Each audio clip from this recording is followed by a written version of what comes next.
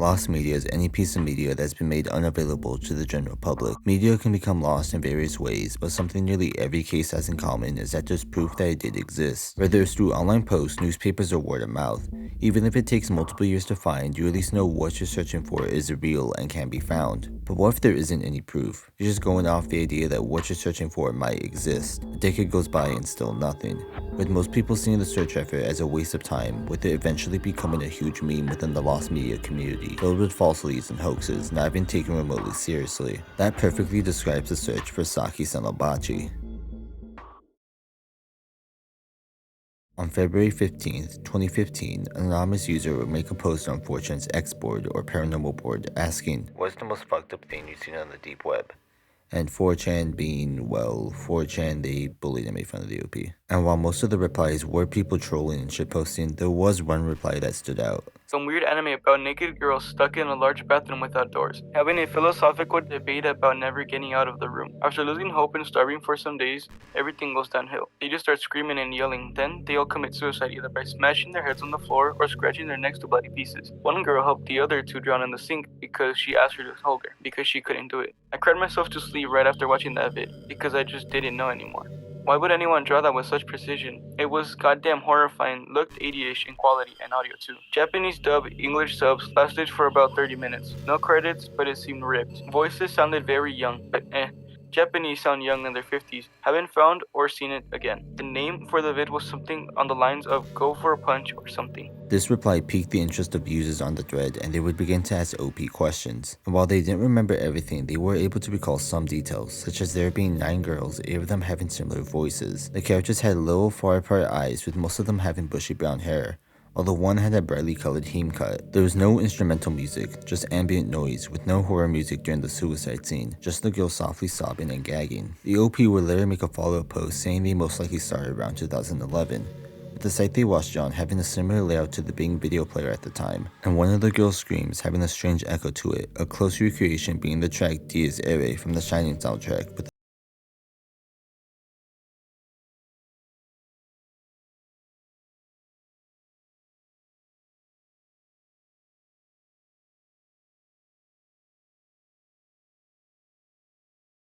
immediately disappear from the thread, and many users began to speculate about their post. Some coming up with theories on what exactly OP saw, while others were more skeptical. After all, most of the posts on the thread were trolls, so why wouldn't this be any different? But regardless, a hunt for the dark web anime began. Based on the OP's post, the anime most likely originated from the 80s and was probably made by a small team with no official backing. This would explain the lack of music, similar character designs, and overall poor quality. The anime probably wouldn't be on any official websites or anime archives, as if it were, it most likely would have been recognized by now, and a lot of these sites have restrictions towards overly graphic content, plus it seems too underground to be in anything mainstream. So the search party decided it would be best to search through gore, manga, and anime, as well as studios and authors within the genre. Goro, more specifically Urogoro, is a Japanese art genre used to depict something as both erotic and grotesque, and dates as far back as the 1920s.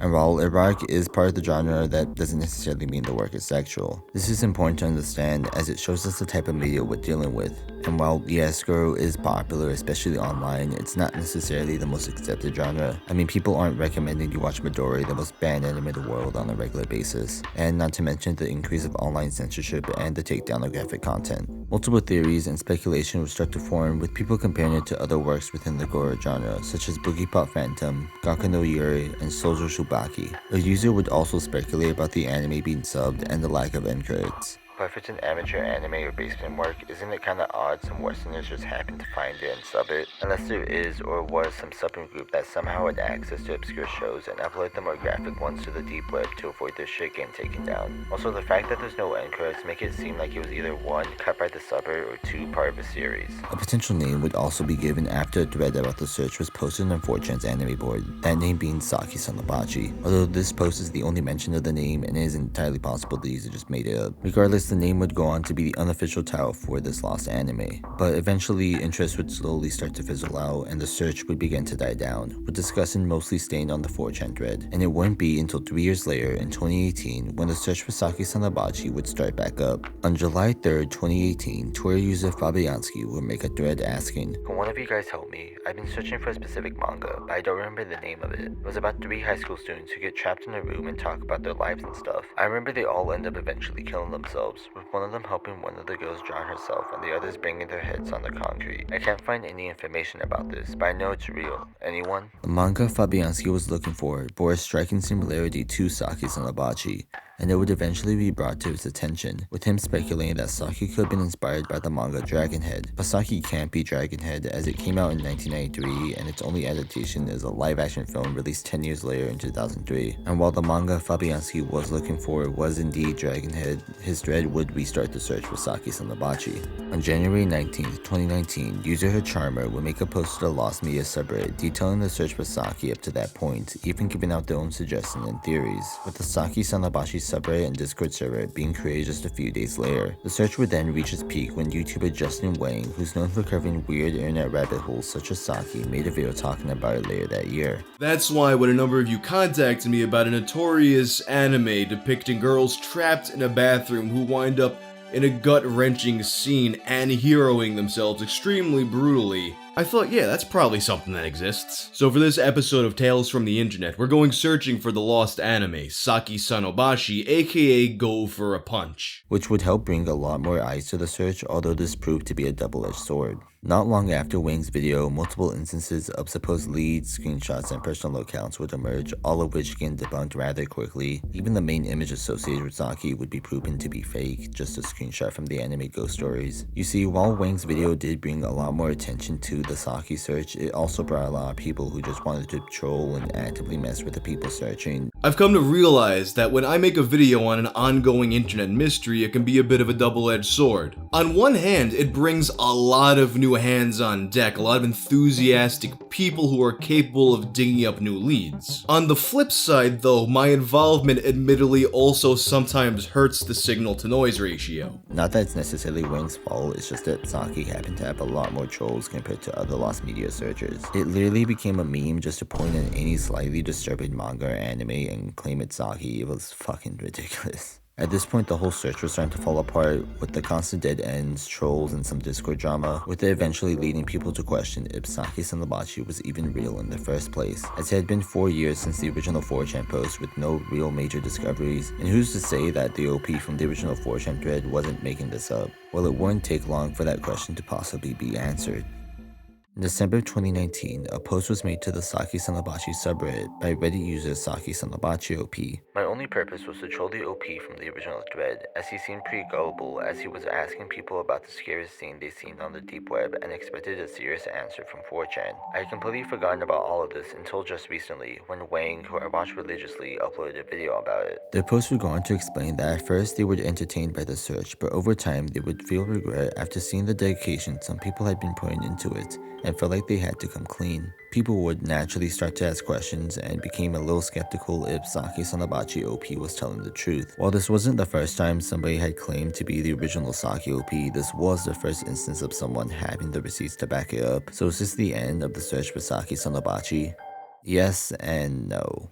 The Saki community would quickly become divided due to this post. You had those who believed Saki Sanobashi OP and those who didn't, like Reddit user Stellos Rotas, who would make several posts debunking Saki Sanobashi OP's claims. With those believing Saki was fake, staying on r/Saki Sanobashi, which would eventually just become a Saki shitposting subreddit, and those who believed Saki was real, moving to a new subreddit, SakiSanobashiOP. And about 2 months after the new subreddit was established, potential new leads were discovered. On August 30th, 2020, a now deleted Reddit user would make a post to the subreddit about a movie called Lady in the Sea of Blood, an obscure Japanese gore film from the 80s. And while this obviously isn't Saki, it shows that obscure content from Japan does exist and can be found. And with this fact, another user, Chris Abel, would get in contact with the film's distributor, Twisted Anger, who have also found and distributed other obscure horror media in hopes they had some information about Saki. Throughout their conversation, Twisted Anger would mention a rumor of a lost anime adaptation of Lady in the Sea of Blood called Blood Punch of the Lady, and later share some of the information they found, one of them being a .onion link that led to a supposed video of Saki. Although those more experienced with the Tor browser pointed out that the link should have never worked, as .onion links only contained 15 to 56 characters and only have digits between 2 and 7, which the link had neither. And those doubters would be proven to be right, as the .onion link turned out to be fake, leading the search once again to another dead end. We are now nearing the end of 2025, just a little over a decade since the original 4chan post, so how's the search for Saki Sanobashi been in recent times? Well, would you be surprised if I told you it is the exact same? Literally nothing has changed since 2018. There have been a few leads since the Lady in the Sea of Blood, but it's the exact same song or dance, and I really don't want to just keep repeating myself. The only real major stuff that sticks out to me are these images of some anime girls covered in blood that no one could really identify when they first came out because they didn't exist. They were made using AI, which, like, what the fuck, do you have nothing better to do with your time, bruh? Meanwhile, on the Saki Sanobashi subreddit, activity has been pretty low, with a few people occasionally spitballing ideas, and the Discord has been mostly inactive. It's become more evident over the years that the majority of people just like the concept of Saki, more so than actually trying to find it. They're okay if Saki's never found, or if it's turned out to be fake, leading to this very weird fanbase of people who aren't fans of a particular anime, but more so just the concept of that anime. I have no idea if that made fucking sense, but no, I'll just roll with it. After everything that's happened with Saki Sanobashi, there is still one question yet to be answered. Is Saki Sanobashi / Go For a Punch real? The majority of the lost media community says no, either due to the overwhelming lack of evidence or believing in Saki SakiSanobashiOP's post. But despite that, Saki Sanobashi is still discussed to this day and has a very niche, diehard fanbase, whether it's people making fan content around Saki or still actively trying to search for it. What do I think? I don't think Saki Sanobashi is real, at least not what was described in the original 4chan post. Stuff like Lady in the Sea of Blood, Midori, Devilman, and other gore type content does make me believe something like Saki can exist, although I do think the OP in the 4chan thread was just trolling because it's fucking 4chan, of course he would just be trolling. But regardless if Saki is real or fake, it's managed to create a whole community just through a simple post online, and has dedicated fans who are going as far as to create their own version of the anime. Like, fuck it, just do it yourself at this point, I guess. And who knows, maybe someday Saki Sanobashi will finally be found. Other lost media like Clockman and Cracks took a while before they were found. I mean, they actually had proof that they existed, unlike Saki, but still, it's still the same concept. I hope you all enjoyed this video. You know, give it a little like, maybe even a subscribe. I'll be making more videos discussing stuff like this in the future, so if you're interested, stick around, you might never know. Anyways, I'll see y'all in the next video.